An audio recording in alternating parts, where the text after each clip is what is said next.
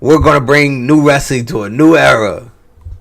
That shit died, nigga. Just like The Rock said that shit about DC. It's a new hierarchy in DC, nigga. And it took their money and left, nigga. Just like Hulk Hogan. Alright, let's go.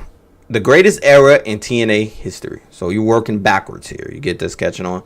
Also, get the video to fucking 10 likes. You know what?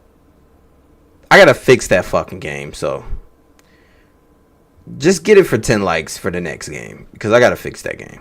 I gotta fix it. I gotta add shit. I know I said I was gonna add shit, but I didn't.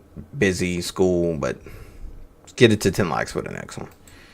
I need when AJ Styles became phenomenal. All right, let's go. When Kurt Angle reached his peak form. When Abyss gave everyone nightmares. When Samoa Joe was unstoppable. When the Motor City Machine Guns and Beer Money went to war. When the X Division stole the show. And the Beautiful People stole everyone's attention. When the roster had legends like Sting, Booker T, Kevin Nash, and Christian Cage, along with hungry newcomers like Jay Lethal and Frankie Kazarian. While WWE was going through a creative lull after 2007, Total Nonstop Action, better known as TNA, was carving out its own identity. This era in TNA had awesome matches, an amazing roster. While I swear, bro, I remember watching WWE, and I was like on, what was it, 07, 08. Hardy left. I started watching TNA instantly, nigga. I was like, nigga, y'all just gonna fire this nigga. He gonna go over there. All right, let me go watch this. Now I know why he left and the drug shit. And I'm like, oh, okay, understood. Segments, crazy stories, and an entertaining weekly show that gave wrestling fans a true alternative. That nigga almost broke his neck right there. TNA's greatest era. If TNA had a heartbeat, it was AJ Styles. The phenomenal one had been with the company since its very first weekly pay-per-view in 2002. But the 2005 to 2009 period was when he truly became the face of professional wrestling's second biggest promotion. The moment that introduced Styles to the wider wrestling world came at Unbreakable 2005 in what's considered the best match in TNA history. Styles was competing in a triple threat match against Samoa Joe and Christopher Daniels, with three of the best wrestlers alive going all out in the main event. The match received 5 stars from Dave Meltzer. But more importantly, all 3 men walked out as real stars when the night ended. From there, Styles became the cornerstone around which TNA built its entire identity. He feuded with Daniels in a series of matches that showcased their blend of technical and high-flying wrestling at its finest. His rivalry with Samoa Joe pushed both men to their absolute limits. They had to get rid of that move. Forearm, the Pele kick, and the Styles Clash became moves that wrestling fans everywhere recognized instantly. When stars like Christian Cage and Booker T arrived in TNA, it was Styles who stepped up as the challenger, delivering a series of matches that proved TNA's homegrown stars could hang with wrestlers from the WWE. He would win the TNA World Heavyweight Championship multiple times during this period, each reign feeling earned rather than handed to him. He feuded with everyone from Angle and Sting to Joe and Abyss, making him an all-round I think that's what WWE's missing. They're missing earned championships. It seemed like people just getting championships. Performer. What separated the fuck happened to earning that shit, nigga? Of his generation was his consistency. On his worst night, he was still better than most people on their best. By 2009, he wasn't just TNA's franchise player. He was one of the best wrestlers on the planet. But while AJ was cementing his position at the top, a freight train named Samoa Joe ran over the entire TNA roster. The GOAT! The real Samoa Joe debuted in 2005 and immediately began one of the most impressive undefeated streaks in wrestling history. The Samoan submission machine was physically unlike anything the company had seen. He was 300 pounds of legitimate toughness who moved like a cruiserweight and hit like a truck. The muscle buster, the rear naked choke, the running knee, every move looked like it genuinely hurt. The streak made Joe must-watch television. Fans knew going in that whoever stepped up would lose. And that fucking music. That music was a fire, nigga. The question was always how long they'd survive and how much Joe would punish them on the way down. The streak eventually ended, but it set up what became one of TNA's most iconic feuds with the arrival of Kurt Angle. Makes sense. Kurt Angle ended the streak. Angle had left WWE under personal circumstances and signed with TNA, and the company immediately positioned him at the top of the card. Yeah. The wrestling world held its breath when Joe and Angle finally crossed paths because both men had an intensity that very few wrestlers could match. Their feud delivered every time the bell rang.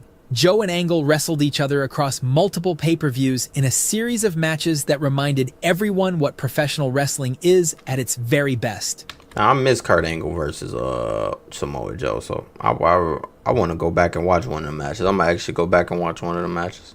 Angle brought out a more dangerous version of Joe, and Joe brought out a more desperate version of Angle. The feud also added layers to both characters, and led to one of the most defining storylines of this era, when the TNA originals were threatened by legends from other promotions led by Angle. Kurt Angle's arrival in TNA gave the company instant credibility. Here was an Olympic gold medalist, a former WWE champion, and arguably the most complete professional wrestler alive, choosing TNA over any other option available to him. Angle won the World Heavyweight Championship and became I remember the story because they're not going to put it in here. That nigga Kurt Angle went to Vince McMahon. He said, I can't do it no more, Vince. I ain't got it no more. I can't. I got to stop. This man, he was like, I'm taking 6-7 pills a day. Like, it's crazy. I fucking got my balls blue. His balls is literally blue, bro. I don't know how the fuck that was possible. But he... that nigga was cooked. Nigga, and Vince still wanted him to fight. But then at the end of the day, he said, alright, I understand. And then he fucking leaves. Because I know they're not going to put this in here. Then he fucking leaves to TNA, right? And Vince McMahon understands it because it's a better schedule, right? But he didn't understand it. Because when he came back, he buried that nigga with Baron Corbin. Of the main event scene in a way. They said, you can't wrestle John Cena and get retired by John. Like, get the fuck out of here, my nigga. John wasn't wrestling nobody. He did that shit out of spite. My nigga. Because he left the TNA. Fucking Vince. Fuck you. That only a handful of wrestlers ever managed. Could have got John Cena versus Kurt Angle for his last match. To this era came in late 2008 when he founded the Main Event Mafia. The veteran stars of professional wrestling, Angle, Sting, Kevin Nash, Scott Steiner, and Booker T, were tired of watching younger wrestlers get opportunities they felt hadn't been earned. So they banded together to take over the company and shut the door on the next generation.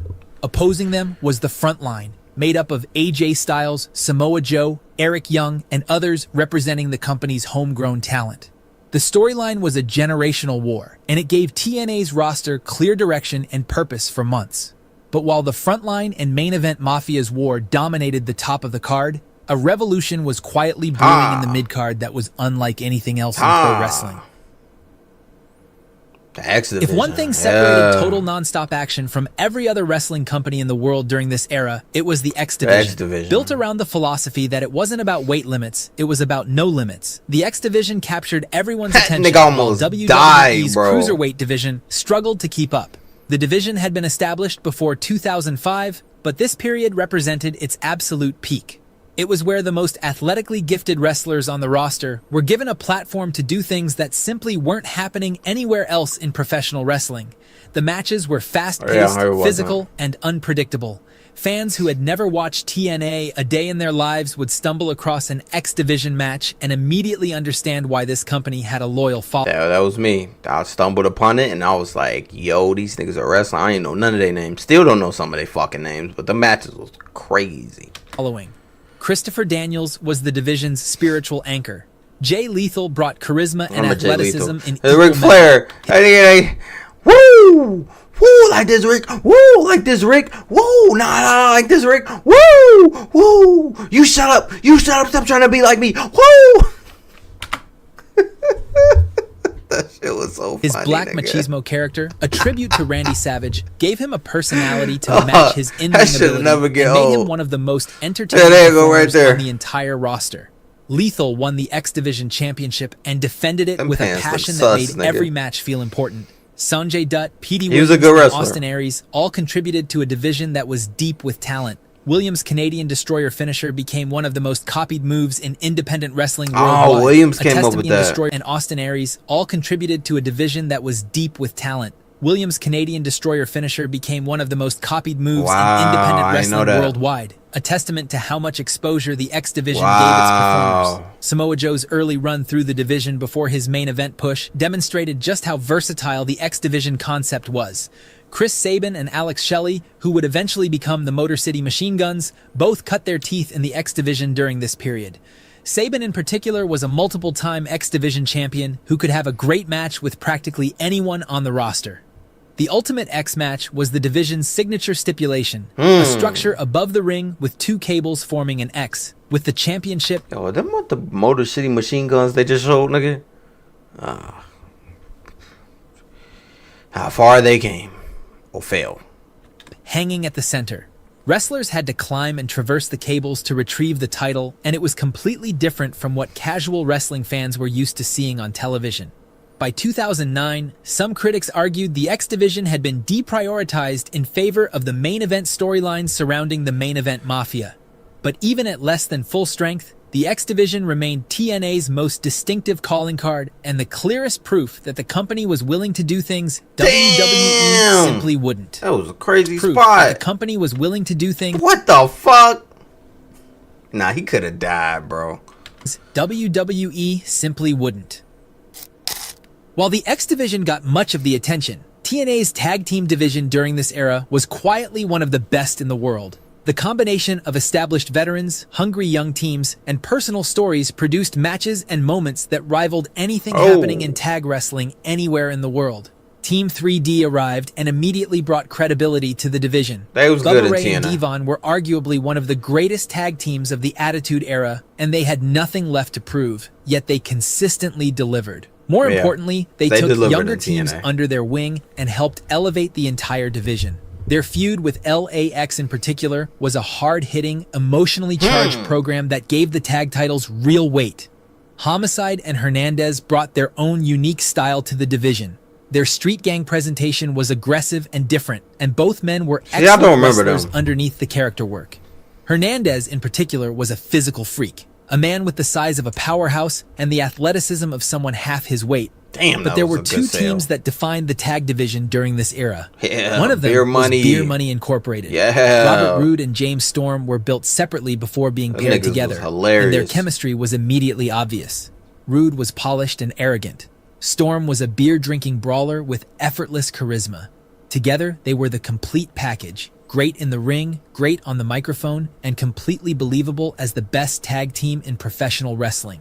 I think my best memory of Beer Money was for like when they walked out with two beers, of course, two beers, and like they was just talking shit at the ramp, and it was just funny, bro. It was hilarious. And then they had like one promo with a woman, and it was just fucking hilarious, bro. And they just had great chemistry, bro.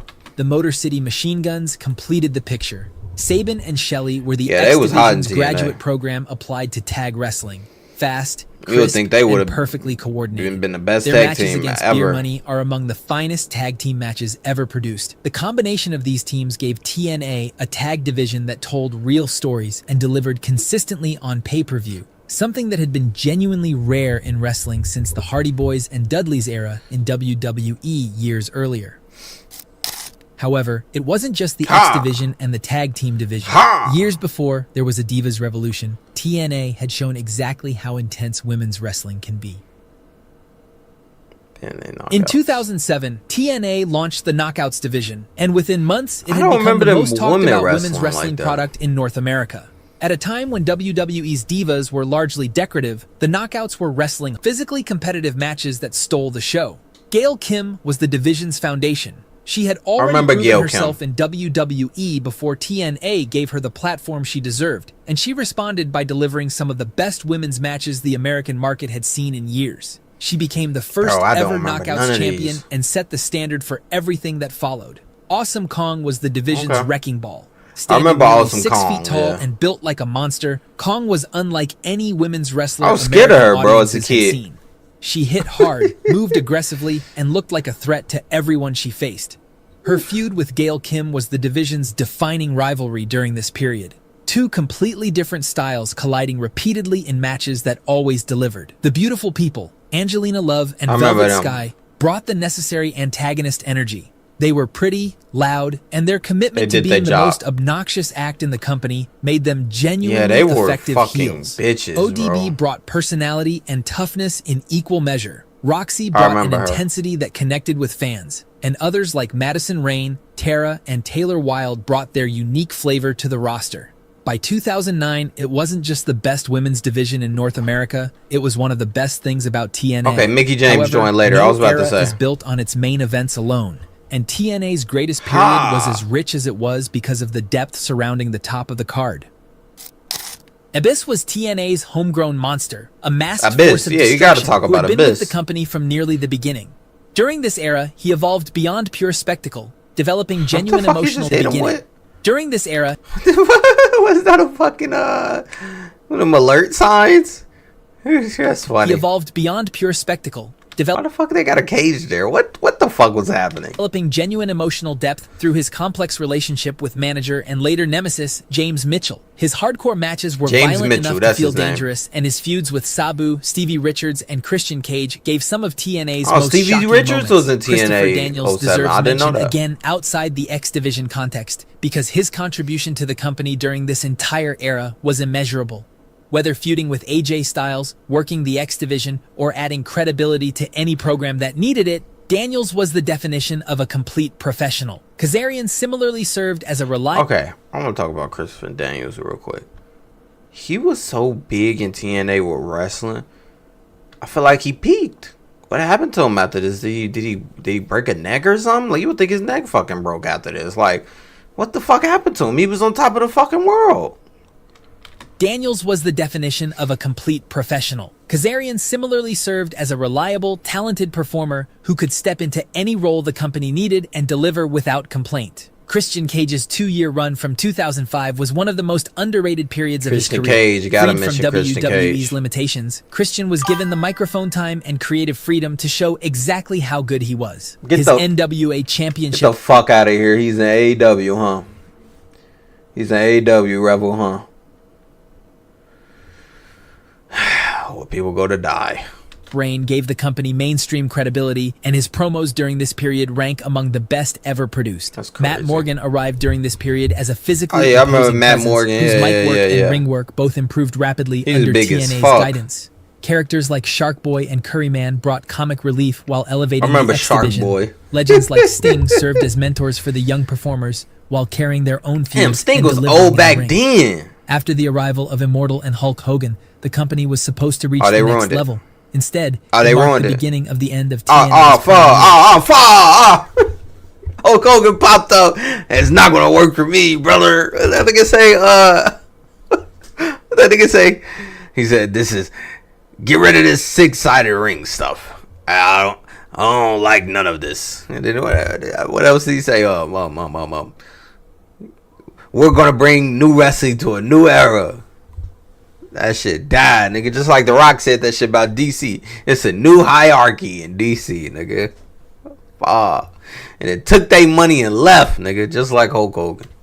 But before things went south, we got some shockers like Jeff Hardy's heel turn, the intense feud with Kurt Angle and Mr. Anderson, Angle's feud with Jeff Jarrett, and the amazing series between the Machine Guns and Generation Me. Together, these performers filled out a roster that could have gone toe-to-toe with any wrestling company in the world on a given night. That I agree. Was the true legacy of the TNA's greatest era. I agree. This is a funny video. This is funny. Some funny shit in there, bro. Rebel said, I remember this 10-10-10 promo. And it turned out to be Hogan and Bischoff as Beastmasters. That's comedy though, nigga. Oh, shit. Oh, Hogan, you bastard. Oh, I'm gonna watch that Hogan documentary just to laugh, nigga. I want to see the lies on that fucking documentary. It'll be on my Patreon. I'll watch it. But yeah, I'm watching. This video should be posted on the weekend of WrestleMania, probably the early in the day. So later, I'm going to be watching WrestleMania on my Patreon live with the guys. So You go in the description below. Become a member. You can watch me this weekend. Peace. Great video, by the way. From Raza Mafia. You already know. Peace.